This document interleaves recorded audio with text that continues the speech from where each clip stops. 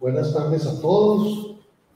Seguimos en la misma línea de la charla de Juan Gabriel y algo que me ha interesado mucho últimamente en lo que he venido trabajando es el componente que tenemos de judíos conversos en la estructura genealógica de nuestros antepasados, de nosotros mismos. Entonces, hoy voy a tocar esto de los judíos conversos y los párvudas marinas. Acá vemos el 29 de octubre de 1651, se lleva a cabo en Santa Fe de Bogotá el matrimonio más importante del nuevo reino del siglo XVII. Más importante por quienes actuaron en el matrimonio, quienes fueron los dos contrayentes, que eran don Francisco Leonel de Caicedo y Mayorga y doña Francisca Ramírez Floriano, ambos santafereños, y esto se hizo ante el presidente del nuevo reino, el marqués de Miranda de Austria. Fue el matrimonio más importante de todo el siglo XVII. ¿Y por qué? Porque ahorita vamos a ver, se juntaban una fortuna enorme que era la de Fernando Leonel Caicedo Mayorga, que además se había cruzado de Caballero de Santiago en 1650, un año un poquito más de un año en Santa Fe de Bogotá como Caballero de Santiago. Para que ustedes no sepan, el Caballero de Santiago, la Orden de Santiago, es una de las órdenes nobiliarias españolas fundadas en la Edad Media, en el siglo XII, con la Orden de Alcántara, con la Orden de Calatrava, con la Orden de Santiago, con la Orden de la Montesa, y cruzarse de Caballero de Santiago que le den a usted la merced de Caballero de Santiago era una distinción muy alta que solo se daban a ciertas personas. Por ejemplo, en Popayán nunca se le dio a nadie la Orden de Caballero de Santiago. A muy pocos criollos se les daba esto y se le dio a don Fernando Leonel, pues por la riqueza que tenía, por su familia y por los servicios. Él era hermano medio de la marquesa de Quintana de los Torres, que después quedaron en España y son grandes de España, de los grandes de España, las más altas familias españolas. Los grandes de España es la distinción nobiliaria más importante que hay después de los reyes y los infantes, los príncipes. Entonces, esto por el lado del contrayente. Por el lado de la contrayente, doña Francisca Ramírez Floriano, que tenía orígenes caucanos, indudablemente, porque ella era hija del quiteño don Alonso Ramírez de Oviedo y Herrera. Pero don Alonso Ramírez de Oviedo era hijo del Diego Ramírez Floriano y de Leonor de Herrera y Rivera, hija de Diego Herrera Rivera, conquistador de Popayán, y de María Ringifo, la hija del capitán Francisco Lozano, que vino con Belalcázar cuando estaba pequeño en 1540. Pues esto tiene, muy importante, que tiene ascendientes caucanos, pero lo que más importante de ellos era quizás la madre, doña María Maldonado de Mendoza, porque era la heredera de la dehesa de Bogotá. La dehesa de Bogotá es todo el terreno que cubre Madrid, Mosquera y Cundinamarca. Esa dehesa de Bogotá fue la que fue erigida como marquesado de San Jorge cuando se le dio el título de marqués de San Jorge a Jorge Miguel de San Jorge.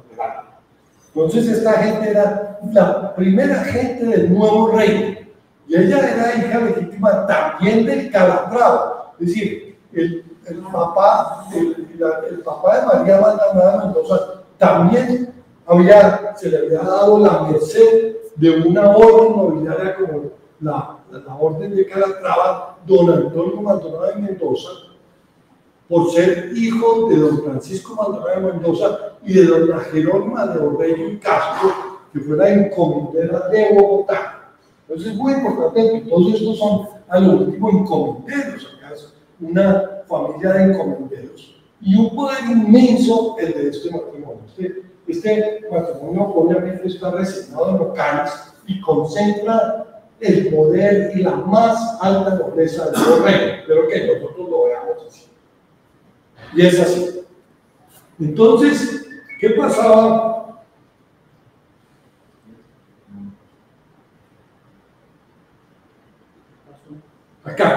Acá veo la ascendencia. ¿Qué pasaba con Fernando Leonel de Caicedo y Mayor?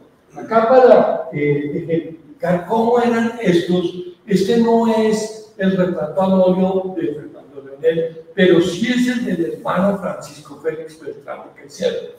Pocos retratos al óleo hay de personajes así. Este es un retrato al óleo que se conserva en el Museo de Arte Colonial de Bogotá, en la sección de encomenderos, que está el escudo de armas, es hermano entero de este señor, y acá está vestido con el vestido de caballero de Santiago, porque él también fue caballero de Santiago. Entonces, para que vean la importancia de esto, hay una serie de retratos en el Museo de Arte Colonial que, entre otras, se ha creído que una mujer que está en un retrato de estos que va de pared a pared es doña María Pardo y Velázquez, y eso no es cierto. Realmente la que está en ese retrato es doña Francisca la Floriano, la Ramírez Floriano, que vimos en la parte pasada. Pero bueno, eso era como para mencionar. Acá vemos primero que Fernando Leonel viene de encomenderos muy importantes. Él era nieto del capitán Francisco Beltrán de Caicedo, que era natural de Berantevilla, de Miranda de Ebro, en La Rioja, que fue encomendero de Suecia. Francisco Beltrán de Caicedo vino en 1559 y vino a Popayán, curiosamente. En el paciente dice que era muy factible que fuera pariente de los Caicedo, que hoy en día son los Caicedo de Cali, que los Caicedo de Cali primero vinieron a Popayán. Esto es Caicedo que ya estaba instalado desde hace mucho tiempo, él había venido por el norte, pero estaba instalado en Popayán. Ahora, este señor en Santa Fe fue encomendero de Suecia, que es una población cerca de Bogotá, con muchos indios. Todos estos indios eran de 800 a 1000 indios, eran encomiendas muy ricas. Pues estaban los muiscas, los chicas en la sabana de Bogotá, y este señor fue el que fundó una de las primeras haciendas del Nuevo Reino que todavía se conserva, que es la hacienda de Achuri Viejo. Todavía existe, se fundó a finales del siglo XVI, en 1570. La fundó este señor. Él vino en 1559 y él había venido de Berantevilla. Él indudablemente era un hidalgo de Berantevilla. Él había también, se había situado en Remedios, donde había encontrado oro, se había hecho rico y se había casado con doña María Pardo y Velázquez, que va a ser objeto de nuestro estudio. Después lo vamos a ver. Y por el lado de la madre, Fernando Leonel era hijo de doña Teresa de Mayorga, Fonseca y Olmos, que venía de Juan de Olmos, que este es el segundo del nombre, que es encomendero de Pacho, de una marca Indemocor, que era hijo del capitán Juan de Olmos, que fue compañero de Jiménez de Quesada, natural de la villa de Portillo, y él un gran conquistador. Entonces todos estos venían de conquistadores, de los primeros conquistadores del reino, pero tenían estos dos señores, que es doña María Pardo y Velázquez, que la vemos acá, como hija de Antón Pardo y Catalina Velázquez, y Catalina Velázquez, esta era parienta de esta, porque esta Catalina Velázquez era nieta de estos dos. Eso lo vamos a ver después, pero es para que sepan que estos dos son parientes y es donde nos vamos a fijar en esta pareja que fue el sumo de la nobleza en el Nuevo Reino, como la familia Ocaris. Eso está en el árbol cuarto de Antonio Olaya, porque la gran riqueza de esta señora, doña Francisca, de doña Jerónima de Orrego y la Olaya y Castro, era por su padre, fue Antonio Olaya, que era el encomendero de Bogotá, compañero de Quesada, que él se regresó a España y se casó en Punta Delgada, en las Azores, con la señora María de Orrego, y de él tuvo la única hija que llamaban la encomendera, porque era hijo único. Bueno. Entonces sigamos. Entonces acá vemos qué dicen los locales de estos pagos, y es lo que vamos a ver, tanto de la señora María Pardo, las parejas que vimos importantes, como de la Catalina Velázquez. Entonces acá vemos que Francisco Velázquez, que fue natural de la villa de Palos, teniente gobernador de Cartagena, y acá lo más importante, escribano de Cámara de la Chancillería de Santa Fe, es decir, él era el secretario de la Real Audiencia del Nuevo Reino, que era hermano entero del licenciado Alonso Pardo, el factor Rodrigo Pardo, que después lo encontraremos, y doña María Pardo, que es la mujer de Francisco Beltrán de Caicedo. Estos todos eran hermanos enteros, y Francisco Velázquez, es el padre de la Catalina Velázquez, que es casada con Alonso López de Mallorca, que vimos en el cuadro anterior. Todos ellos eran, según el libro de Ocaris, libro segundo, esto es el libro segundo fue publicado en 1676, esto es el árbol de Juan de Olmos, el árbol está dividido en árboles, Ocaris, el de Juan de Olmos, son hijos, según Ocaris, de Antón Pardo de las Niñas, natural de Betanzos y casado en Mover, y este señor es hijo de un Gabriel González Pardo de las Marillas, y entonces dice Ocaris perteneciente a la gran familia gallega, Pardo de las Marillas, una familia antiquísima, y Ocaris se desplaya en toda la genealogía antigua de los Pardo de las Marillas.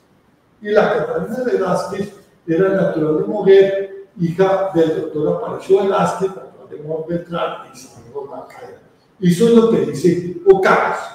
Y eso también yo me puse a pensar, a ver dónde había sacado Ocaris esa información, y encontré que era una versión que había sido difundida en Santa Fe y Palos de Moguer en 1634 y 38, a raíz de las mercedes que se habían dado en varios hábitos militares. Ahorita lo vamos a ver con más profundidad, y que fue recogida por Ocaris y en últimas por las genealogías de Santa Fe en la primera edición del año 28 en el capítulo Caicedo. Entonces esto era lo que estaba escrito en las genealogías nuestras. Ahora bien, acá ya viene una cosa muy interesante, que es enfatizar en los estatutos de limpieza de sangre. Resulta que en el siglo XVI en España, por la Inquisición, por el ambiente español, se creó lo que se llamó los estatutos de limpieza de sangre. No solamente los judíos fueron expulsados de España, y obviamente no se podía practicar el judaísmo en los reinos españoles, sino que empezó a ciertas instituciones, corporaciones, crearon estatutos de limpieza de sangre, diciendo que para pertenecer a ella o para hacer ciertas acciones se necesitaba ser limpio de sangre. ¿Qué significa ser limpio de sangre? Que uno no tuviera ninguna sangre de entre sus antepasados, ni de judíos, ni de moros, ni de otra secta mala reprobada por el Santo Cristianismo.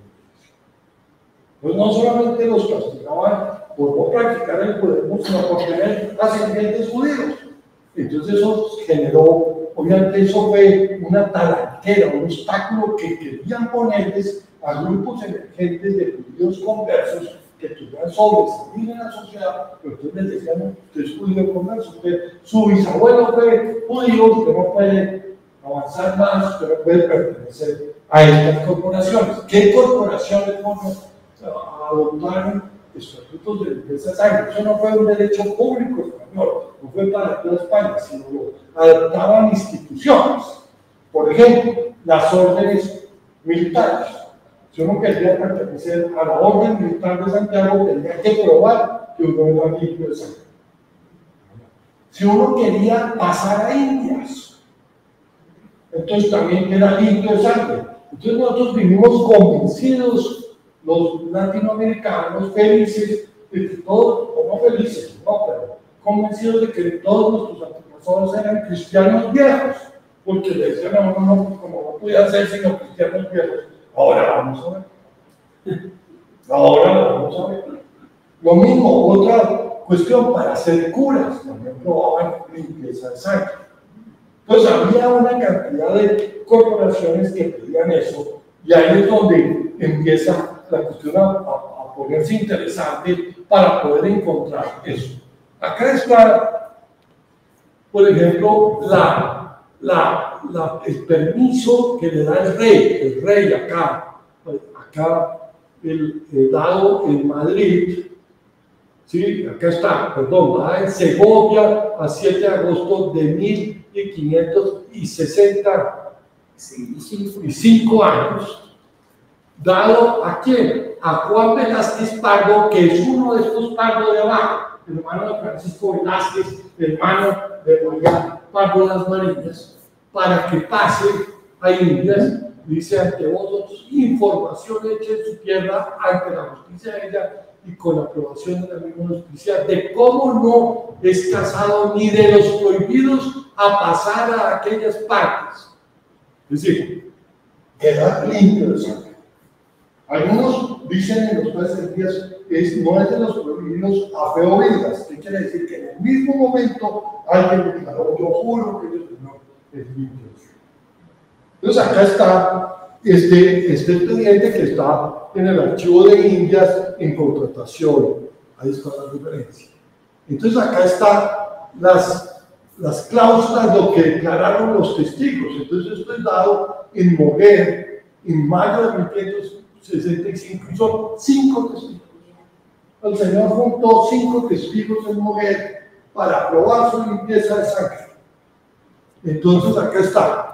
Primeramente se conoce al dicho secretario y a Juan, dicho secretario es Francisco Velázquez, y a Juan Velázquez Pardo y a las dichas mis 3 hermanas. Y se conocieron a Antón Pardo y Catalina Velázquez, nuestros padres, y Alonso Pardo y Teresa Rodríguez.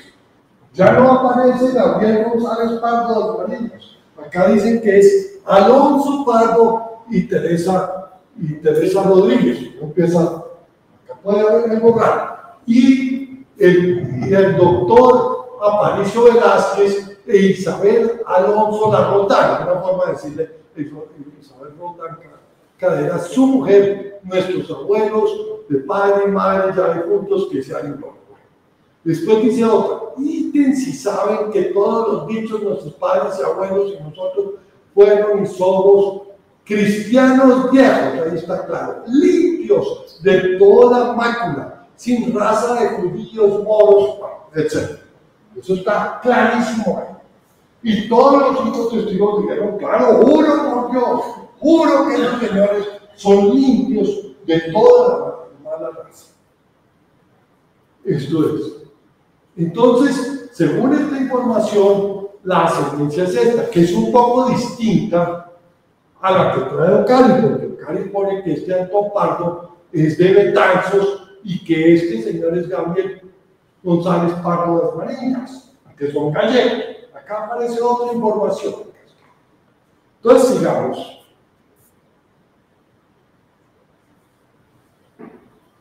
Entonces, en 1633, es un año interesante porque se le da la merced del hábito de Santiago a don Alonso Vélez de Guevara y Caicedo, que era hijo de don Juan Vélez de Guevara y Salamanca, que era el marqués de Quintana de las Torres.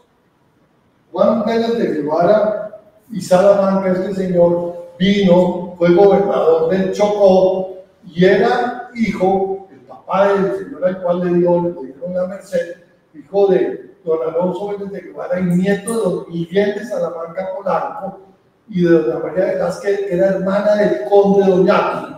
Por esta línea, esta familia desciende de la más alta de la nobleza española.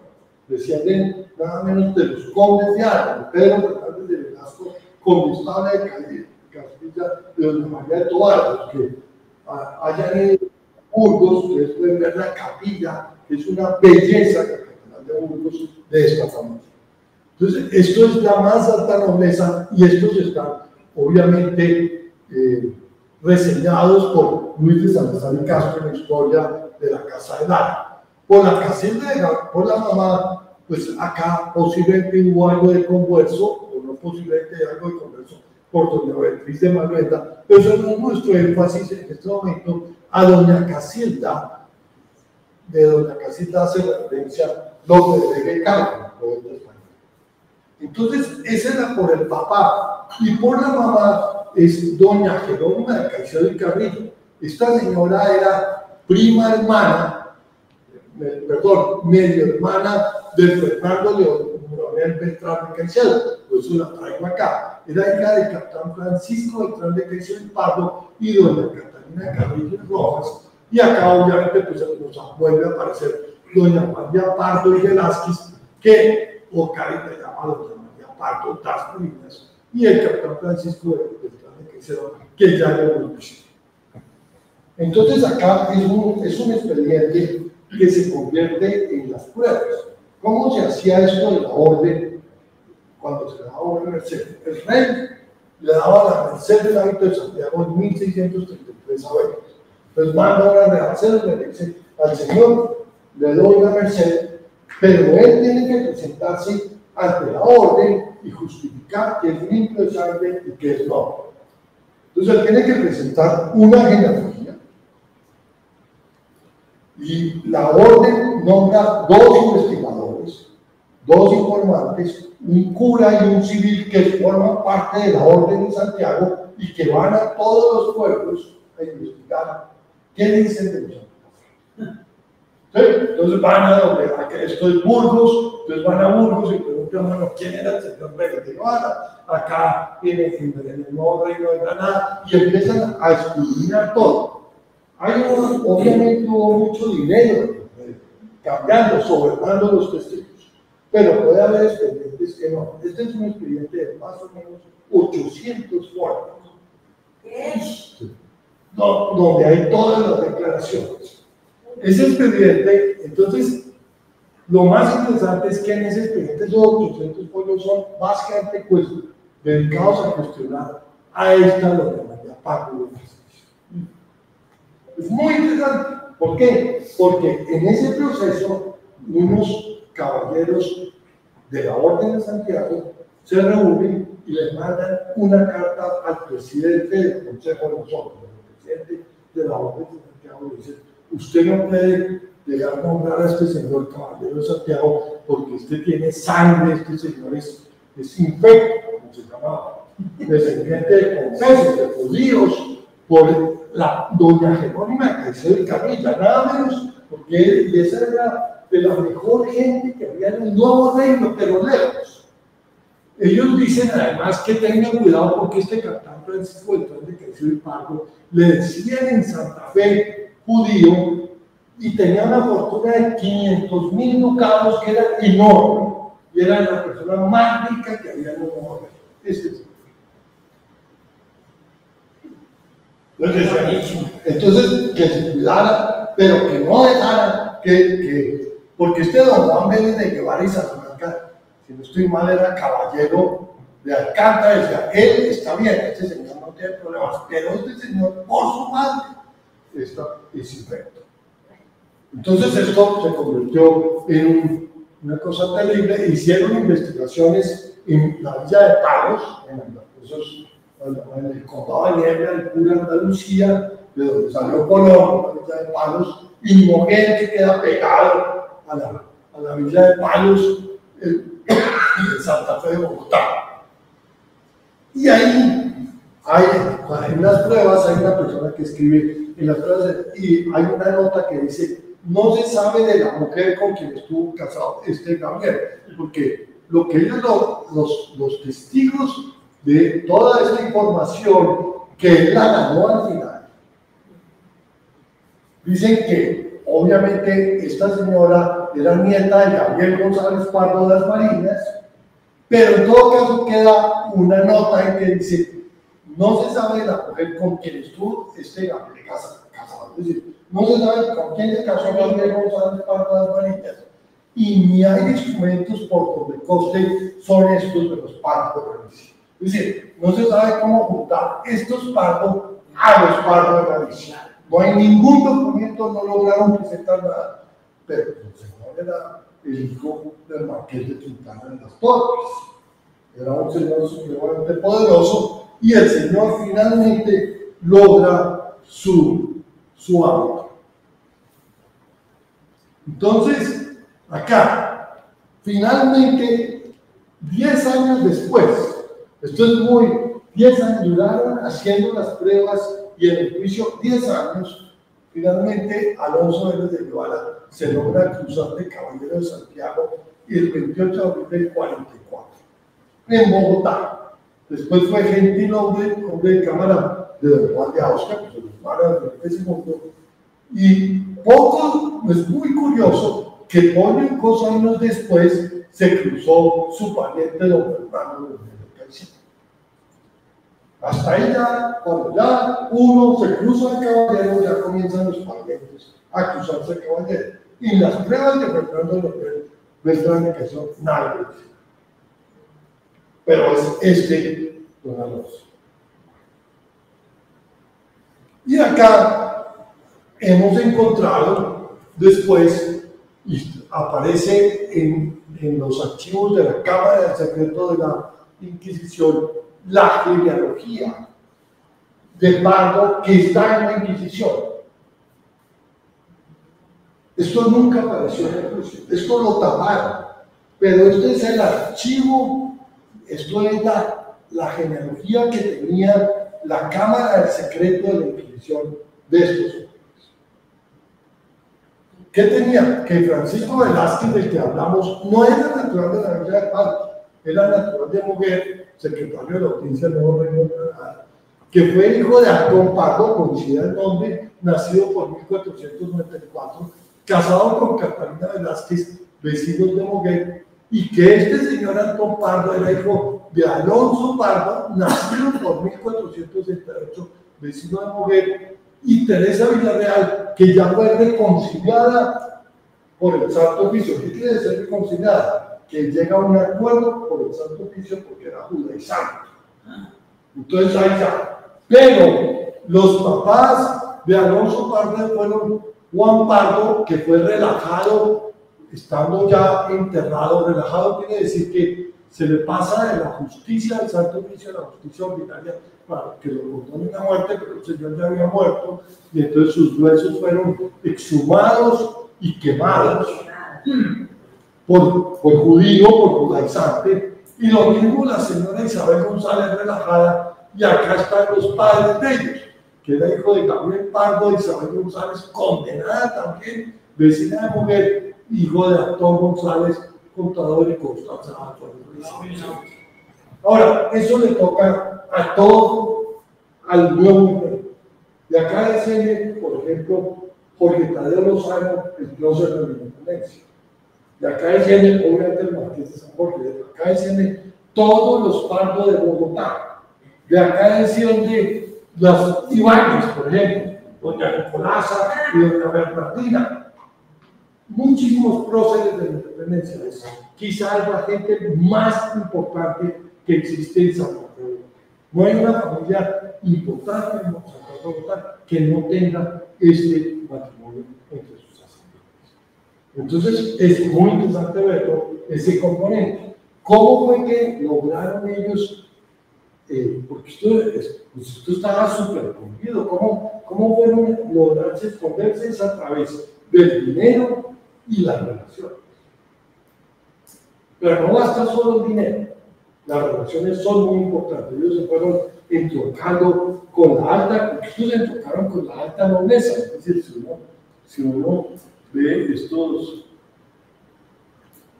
señores, por ejemplo, los Vélez de Guevara, estos los marqueses de Quintana de las Torres, pues, eso es toda la nobleza, ¿no? Eso es una parte fundamental de la nobleza. Y se fueron entroncando, y ya llega un momento en que era muy difícil combinarlos, nadie los iba a combinar. Ahora bien, ya tocando esto de Bogotá, esto tiene una curiosa derivación antioqueña, y es en los Gutiérrez de Antioquia, los Gutiérrez de Lara. Los voy a enseñar acá. Entonces resulta que el tronco de los Gutiérrez de Lara, el que hizo el dinero, fue el sargento Miguel Gutiérrez de Lara. El sargento Miguel Gutiérrez es el tronco de una rama muy importante antioqueña, y él pescó en el tablazo del arma el 12 de marzo de 1728. Y él escribe esto es sacado del Archivo Histórico de Río Negro. Dice: yo soy criollo de la ciudad de Santa Fe en el testamento, hijo legítimo de Juan Gutiérrez de Lara y doña Victorina Pardo de las Marinas de Fonseca, y nieto por parte paterna de Francisco Gutiérrez de Lara y doña María Sánchez Calderón, y por parte materna nieto de don Agustín Pardo de las Marinas y Fonseca y doña Catalina Merchán de Velasco. Eso se ve fantástico.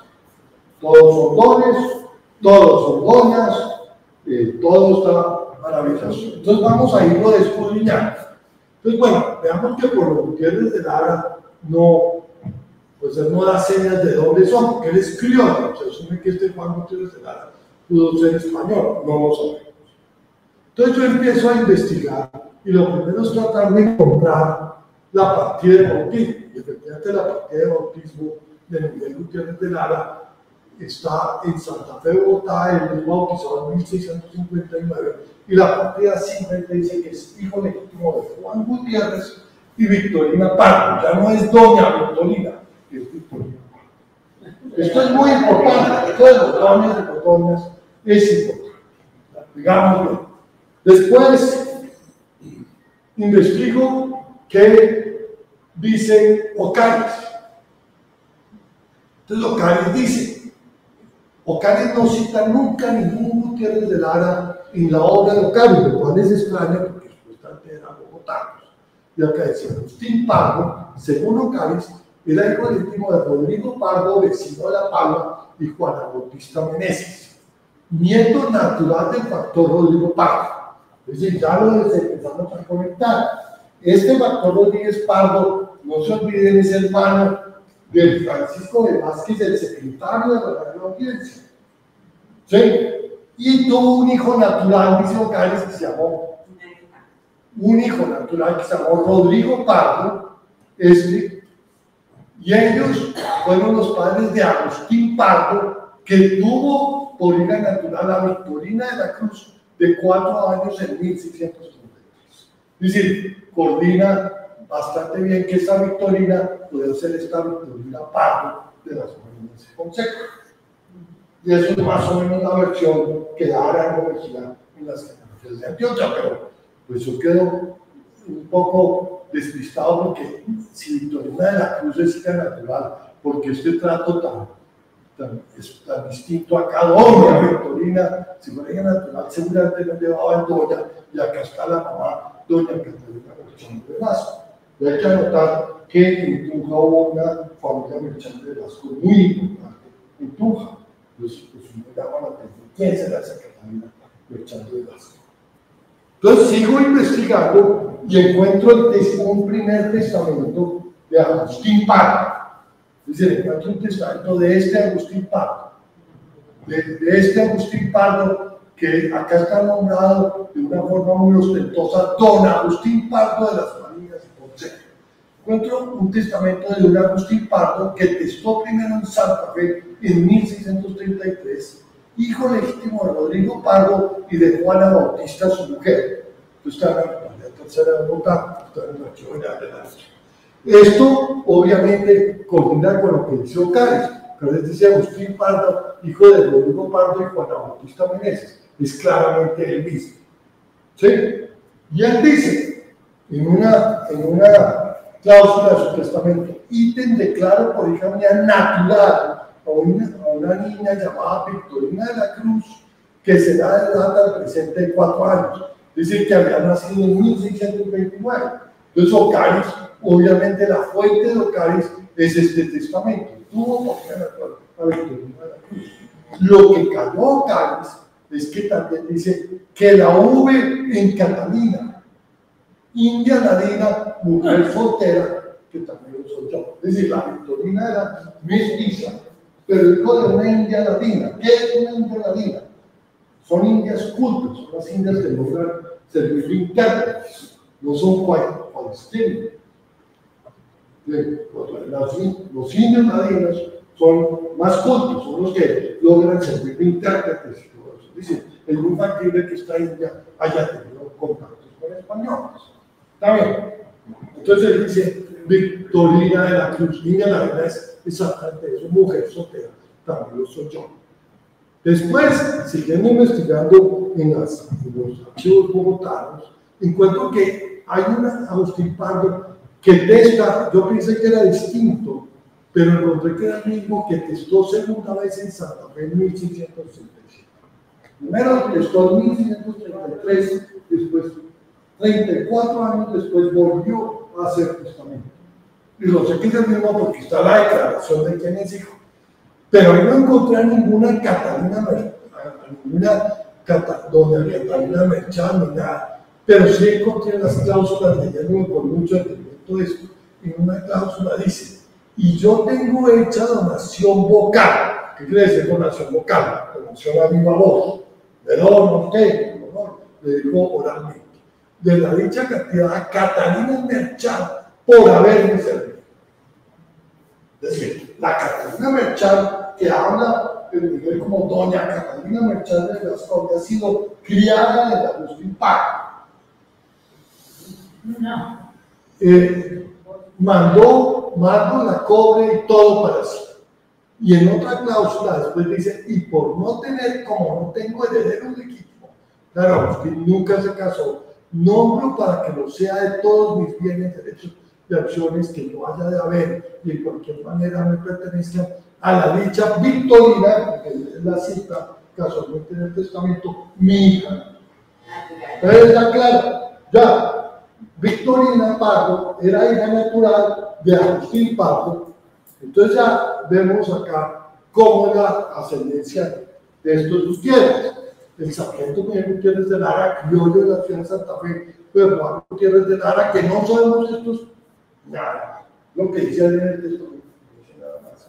No nos encontramos. Y Victorina Pardo de Vázquez sin doña, esta era hija natural de Agustín Pardo y Meneses, con seguramente Catalina Merchán, que debía ser la india latina que él cita, la Catalina Merchán, y nieta del señor Rodrigo Pardo, que era hijo natural del factor Rodríguez Pardo, luego que viene todo lo judío que viene de los Pardo anteriormente, y que se casó, Rodrigo Pardo, el hijo natural del factor, se casó con Juana Bautista Meneses. Entonces, estos Pardos no solamente vayan a Santa Fe de Bogotá, sino mucha parte de Antioquia. Hay que entender que estos Gutiérrez también fueron a Bogotá después y forman parte de una rama importante de la familia Gutiérrez de Bogotá. Entonces, eso era lo que quería presentarles. Y esos Gutiérrez de Lara fueron de los principales en Manizales. Claro. Y en todo lo de la concesión pública también, volviendo otra vez. Claro, no, pues todos son fundamentales. Entonces, preguntas. Si se presenta una genealogía para la ascendencia sefardita por acá, ¿tú crees que pueda tener éxito? No, a mí no me interesa eso. No, Creo que sí, pero claro que sí, eso está completamente probado. Lo que hay contradicción. No, eso está completamente probado, no hay ninguna contradicción. Eso es así. Lo que pasa es que lo que es importante, esto nos lleva a por lo menos a unas reflexiones. ¿Qué son las fuentes primarias? Porque yo puedo decir, Señor, estos son fuentes primarias. Lo que yo encontré si usted ve todo si uno ve todo esto es lo que aparece en el expediente Alonso de Gara, y está María Pardo ya con los testigos absolutamente sobornados o comprados o lo que se quiera, pues aparece como Pardo de las Marinas. Pues esto es una fuente primaria, llena de documentos. Eso todo está firmado. Entonces lo interesante es que nosotros ya no nos podemos quedar con el documento que encontramos. Tenemos que contrastar muchas fuentes, buscar muchas fuentes. ¿Sí? Entonces es muy importante eso. La única forma de buscar la verdad es contrastar una gran cantidad de fotos. La otra cosa es, por ejemplo, que va a funcionar, la otra reflexión es, acá ustedes tienen esta probanza de mujer. Los 5 testigos juran y rejuran que son limpios de sangre. Esa probanza no es nada distinta a la de los familiares de Cohen. Lo mismo, juntaban ante un alcalde y cogían 6 testigos, que yo soy limpio de sangre. ¿Quién nos dice? ¿Quién dice que no? ¿Quién dice que no? Eso no tiene ninguna. Las probanzas de identidad certificadas tienen que ser ejecutoriadas. De eso se hace en la Chancillería de Valladolid o en la Granada, y eso no están haciendo. Entonces, ahora, todas estas familias conversas no fueron, ellos no es que siguieron siendo judíos, no, ellos se volvían cristianos, pero ellos tenían que mantener sus privilegios, que tenían algo, que la gente que tenía riqueza, cuando eran judíos, tenían que mantener sus privilegios. ¿Cómo lo hacían? A través de conexiones. ¿Cómo lograron? A través de la infiltración en las órdenes judiciales y en la Inquisición. Muchísimos pedían ser familiares del Santo Oficio de la Inquisición. Mañana vamos a ver otro caso que yo sepan que es fantástico. Entonces pedían, porque una vez uno de ellos se para de familiar del Santo Oficio de la Inquisición, toda la familia entraba, eso era como, ya era, me gané la nobleza. Pero todos esos comienzan a que con el tiempo lograron hacer de la más alta nobleza y eso se olvidó. Ahorita estamos tratando, hay que rescatar esos archivos y ya no cree, cuando si uno lee Arango Mejía, está lleno de probanzas, y es que son de las más ilustres casas, y son unas probanzas de 5 o 6 testigos en un pueblito ante un alcalde que no son pruebas de oficio, son pruebas hechas por parte. Yo hoy busco mis testigos y los presento, y ellos pues dicen, unos dicen que no, pero dicen mentiras, todo eso. Y entonces, eso es la realidad. Entonces, esto lo que nos está diciendo es, a pesar de ser la más alta nobleza de orden, que cuando yo comencé en la realidad, que con esto, en matrimonio, ustedes lo pueden leer como Cáliz, Francisco Gloriano, es que hay un árbol de Cáliz, hay 4. Toda la descendencia de Mendoza era lo máximo que usted podía ver en esa época. Nada, tenían de comercio. En Popayán, ¿qué decir? Vamos a hablar mañana, pero los resultados de la vida eran conversos hasta los tuétanos. ¿Sí? Y entonces en Antioquia ya sabemos que esto, en Antioquia los Zapata de Cárdenas, conversos hasta los tuétanos se cambiaron el apellido, obviamente. Todo, y todo eso bañaba, y después eso, ¿cómo? Ellos se fueron metiendo en la sociedad, y entroncando, y se callaron, y acá las Indias, ¿por qué se venían a las Indias? Porque sabían que las formas de las Indias eran más flexibles. Uno puede empezar a estudiar en qué momento se vinieron y por qué se vinieron. Eso es. Una pregunta. Sí, Ignacio. Es cierto, por supuesto, que cada relación se debe demostrar. Y tú has mostrado aquí que aún en una relación, en un momento dado, puede haber falsedad. ¿Correcto? Mi pregunta es, ¿hasta dónde uno va a poder demostrar una relación?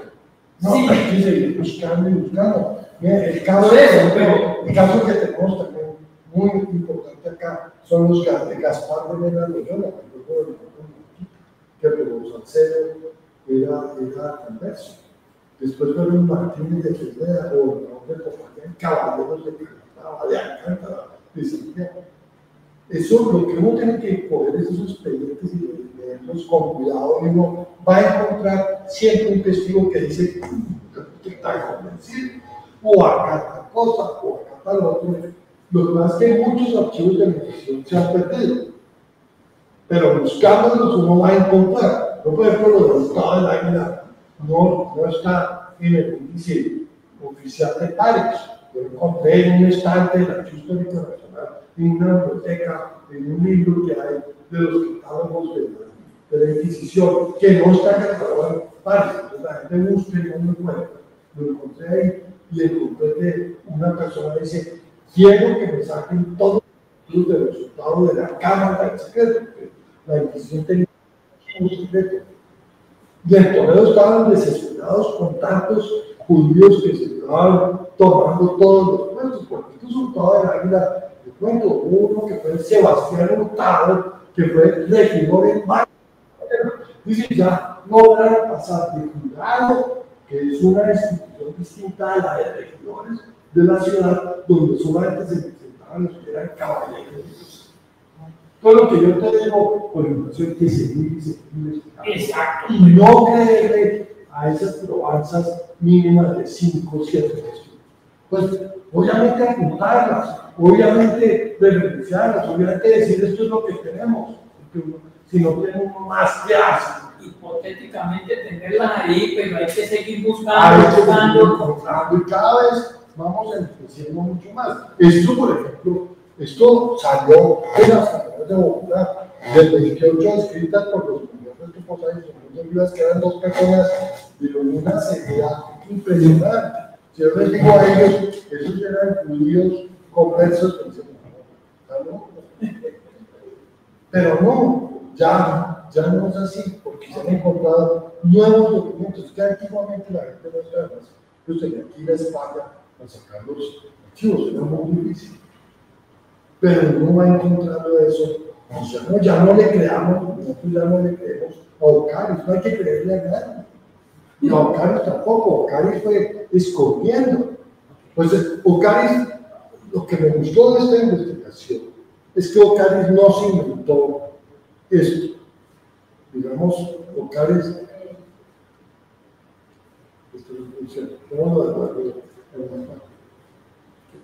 que no está funcionando. Ocaris no se inventó, Ocaris no se inventó lo de Gabriel González Pardo de las Marinas. Eso no se inventó él. Y eso da cuenta de la seriedad de Ocaris. Lo que tomó fue la versión favorable de las familias. Pero él no se lo inventó. Ellos ya lo habían dicho en las informaciones de Moguer, en 34 y 38. Ya habían decidido que es que vienen de Gabriel González Pardo y todo. Es lo que tomó fue la que quedó. Y esa fue la que quedó. Es como dice que la historia la escriben los vencedores. Pues es lo mismo. Esos fueron los poderosos, los que quedaron. Okay.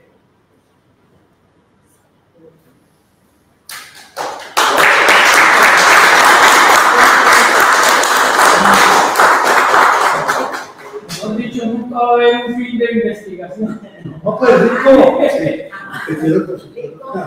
Nunca va a haber un final. He venido haciendo una genealogía que está muy complicada, porque parto con Isabel de Tutubeña, que está en Juan Gil, en la Inquisición de Toledo. No, aparece relacionada de Sevilla, aparece relacionada allí, pero no tengo prueba de que ella haya sido, o sus padres hayan sido judíos.